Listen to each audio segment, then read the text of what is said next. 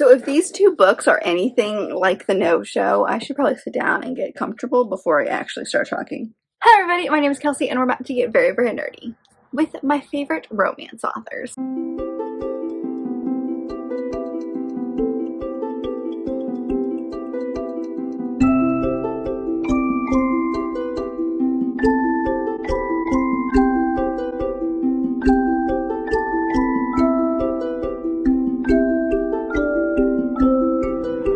So I thought, even though the month is coming to an end here pretty soon, I would still talk about some of my favorite romance authors. I feel like I did like a video like this maybe a couple of years ago. I'll link it above if I can find it.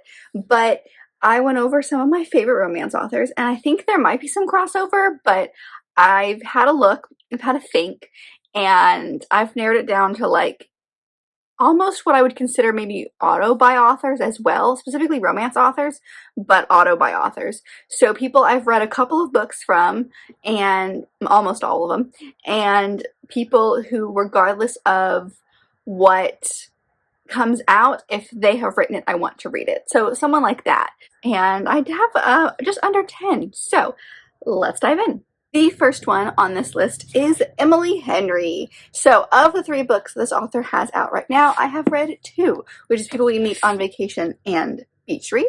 I need to get to Book Lovers sometime this year, and this author also has a new book coming out near, I think, sometime in the summer as well. But this is an author that is one that I've just loved. She had a lot of hype, I think. Beach Read and People We Meet on Vacation, I think, were relatively popular, and then because of that, all of her books have become really, really popular. I mean, Book Lovers, when it came out last year, everybody I know read it and loved it. So she definitely has that kind of hype when it comes to her stories. From the 2 that I've read that I've really enjoyed, I've given both, I think I gave both of these 5 stars. So she's an author that I love because she really gets to the heart of a romance. It's a very realistic romance. It does have all of the, you know, tropes and the structure that you would expect from a romance, but there's always some sort of other conversation happening within that story. Whether it's one of her books dealt with grief, some of her books dealt with fear of the future and things like that. So all of her books do deal with something that would be maybe considered a little bit of a harder hitting topic, and she deals with it without having, like, without that being taken away from the romantic elements of her stories. So I've only read 2 of her 3 books so far, but she's definitely an author that I just absolutely love, and if she's writing something, I'm gonna read it. Another author that I would consider one of my favorites is Lisa Klepis. I just grabbed a handful of the books that I own. I own quite a few from her. So this is a historical romance author that I have a couple of authors I've made lists of where I've cataloged all of their backlogged books. So everything they've ever written, because I want to read everything specific authors have written, and Lisa Klepis is one of those. I haven't read very many of her books, but the ones that I've read I've absolutely loved, and every book that I've looked up that, like, I've looked up the synopsis from that she has written, I'm instantly intrigued by her stories. So she has just a very perfect way of writing those fun historical romances that you want, but they deal with topics, or they handle topics in a, let's say, more modern lens. She has a way of still sticking to the, like, very historical setting and the societal norms and what kind of would be considered proper, I guess, at this time, but doing it in a way that it still kind of tackles the characters through a modern lens. Our female leads are always the ones that I've read from are very headstrong, and are going to stand up for themselves and are not going to take crap from men, and the men that they fall in love with usually think better of women in general. So if you're trying to get into historical romance, she's an author I would definitely check out, because especially her newer stuff, like the Wallflower series that she has, I think it does a very good job of still having that historical setting with a more modern main character. This next one is the only one on this list that I might be cheating because I've only read one book by this author, and that is Beth OLeary. And of course, the one book I have, I still don't have my copy yet. It's The No-Show, which I read last year and was, I believe, my favorite book of the year. A couple other books I have by her, The Road Trip and The Switch. This is an author that's very similar in my mind to Emily Henry in the sense of writing very interesting and important conversations without missing the fun romantic elements that you would expect from a rom-com. So while I've only read one thing, which was The No-Show, I still consider her like one of my favorites because The No-Show was so good. Now these two may fall flat and I may change my mind in the future, but right now, just like the idea of her, like, I want to read everything that she has written because of how good I felt with The No-Show, how good of a story it was, how important that story was. The No-Show was just so good at being able to take what on the surface is a story about cheating, which is something that is not something that I want in my romances or in my stories. That's just not a subject matter that I really care about. But there's so much more to that story that she's really good at creating this layout and creating all these twists and turns and also having our characters go through some pretty intense things and having conversations about that. So I can only hope that the other books in the series are like that and have conversations, maybe not to the same extent, but have important conversations as well, especially like the ones I'm holding up. I feel like The Switch is going to be a very good conversation about family, and Road Trip is going to be more of a second chance romance with some stuff that maybe happened in our main character's pasts. But I am cheating because I've only read one book by her, but seriously, I just have this feeling that she's going to be amazing. The next one is another historical romance author, and that is Joanna Lindsay. This one, I think, started out because of nostalgia. My very, very first historical romance book of all time was a Joanna Lindsay book, and I just fell head over heels in love with it, and so now I've continued to like collect a lot of her books because of that.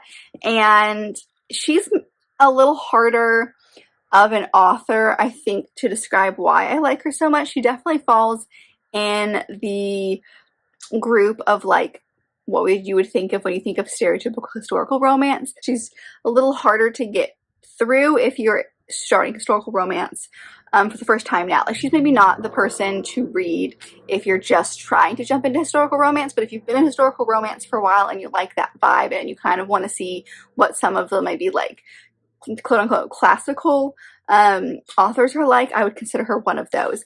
But I definitely love her style. I love her writing. I love the characters she develops. Her plots are always really entertaining, and they always fit really well into society. I don't know, like, I just feel like she has a really fun way of like writing sassy characters as well. So she's got a mix. She's got a huge backlog list, and I'm not going to get to all of her books. I just know that. But she's definitely an author that I have collected the most books from on my shelves, like, period. And I just will continue to love her books. I just don't know why, but there's just something about her that I'm like utterly obsessed with.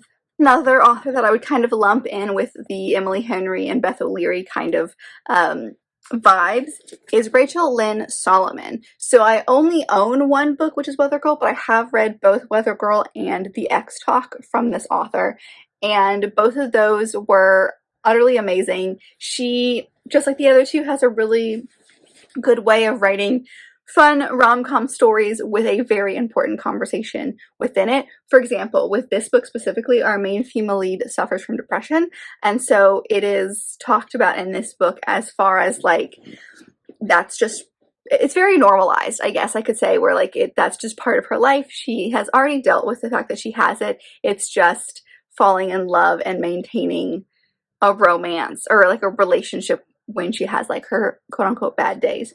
So that's important. And then like the other book deals with some topics as well. I haven't read everything by this author, but of the two that I've read, they both have really fantastic rom-com vibes, but again, tackle important conversations.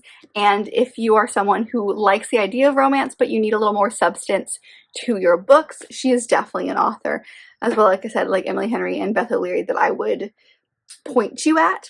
But out of the three, I feel like she tackles those kind of quote-unquote harder topics the most. but she just has a really fun way of bridging both the hard conversations and the fun, fluffy romance in a beautiful story. The next one should be a surprise to literally no one, and that is Christina Lauren, which is this author writing duo. I just grabbed a handful. I've got so many of their books back there. This is an author duo that what I love about them is the range of their work. They are able to have, like, they've been writing for I don't even know how many years, and they have like 20 something books out, and they're all romances, and they all are different, and maybe some of them use some of the same tropes, but none of the characters in my mind are interchangeable within the stories, at least from the ones that I've read. They keep surprising me with the ideas that they come up with when it comes to their romances, because again, like I said, they've got so many that it's, I feel like, very easy that you could accidentally use the same plot device or storytelling aspect, or, you know, I don't even know, location, things like that you could use you can use multiple times without realizing it, and they don't do that. They steer clear of that kind of stuff. Every book I've read by them so far has been very different from other books by them, and that just, I love their romances. Just like, take away the fact that they just write really good romances and really fluffy romances. The masterfulness and the way that they do that is just incredible to me. And again, the ability to just keep writing unique new stories is just super fascinating. So I will love them until the day I die, or until the day they stop writing. I'm just going to keep collecting their stuff because I love them so much. The next author that I would consider one of my faves is Katie Robert. This is just a handful of the books that I own by this author. I started collecting, I've got a lot of her books on ebook as well. I've only read from 3 different series that she's got, but I would still consider her one of my favorite smutty romance authors. If you want something that's going to maybe be a little more taboo, or is going to be a little bit different than your normal fluffy rom-com kind of story. I mean, those vibes are definitely in here. She writes really incredible romances, but they definitely lean significantly more smutty than anything else that I would say is on this list, maybe. But I still really love her stories because they are more fantastical, and at least the ones that I've read are more fantastical. She's got so many books out there, so she's got quite a lot of contemporary romances as well. If you'd like to check those out, I am drawn, I think, more towards her fantasy romance in some way, with the Dark Olympus series, the Deal with the Demon series, and the Wicked Villains series, which technically the Wicked Villains series is contemporary, but in my head it's not, because it's based on like Disney villains and stuff. But I really like her masterful way of incorporating, like, for example, with the Dark Olympus series, she has an incredible way of incorporating mythology in a way that is new and unique, and I really like that. Same thing with the Wicked Villain series. She's able to incorporate these characters that, like, we probably all have grown up with, but does it in a way that feels like a brand new person and doesn't, like, quote unquote, let's say, ruin the Disney movies now that you know some different things about them. So I just really like her stuff. I think it's fun. I think with her longer stuff, like her Dark Olympus series, there's more plot than there is smut in some of them. Some of them, like the Demon series, not so much, but I just think that she's so fun. I just love her plot within her books as well, because it's really easy just to get into all the smut and not have any plot, and she does a pretty good job at having both.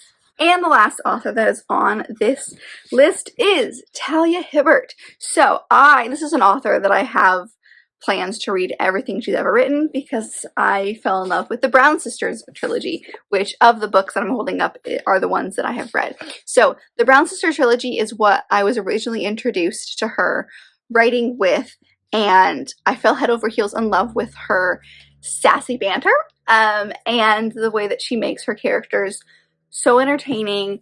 They all, again, kind of like other books I've talked about, there's a lot of representation within her books. Like, each of these books, not only can you tell by, like, the cover that there is some diverse representation with, like, races within these stories, she also deals with tougher subjects. Each book has a content warning at the beginning, but for example, the first one in this series, Get a Life, Chloe Brown. Chloe Brown is chronically ill, and so you have that representation, for example, within this, as well as some stuff with the male love interest as well. So I think she does an amazing job of writing stories that are fun and funny, and she's a British writer, so there is a lot of British humor within these stories, but it's done in a way that I think translates really well to an American audience as well. And now I'll admit that I love a lot of British humor, so like it was not lost on me, but I still think that she does a good job of it walking that line where like American audiences, for example, could appreciate it as well.